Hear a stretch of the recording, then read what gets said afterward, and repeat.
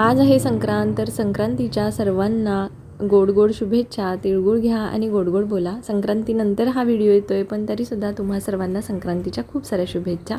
तर इथे मी सुगड पूजन करते. त्यासाठी आधी पाट घेतला, पाटावर ब्लाऊज पीस अंथरलं आणि आधी दिवा लावून घेतला. त्याच्यानंतर गणपती पूजन करून घेतलं, गणेश पूजन करून घेतलं आणि मग पूजा करायला घेतली सुगडाची.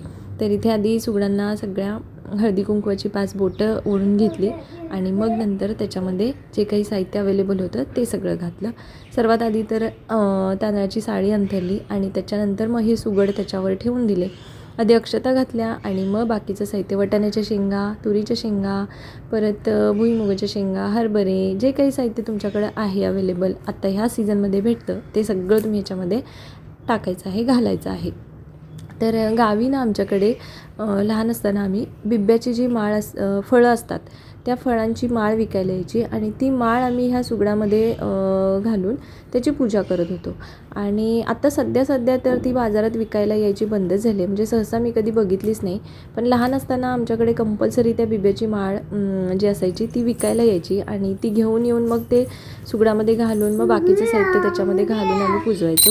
तर तुमच्याकडे सुद्धा त्याची पूजा करतात का हे मला नक्की कमेंटमध्ये सांगा.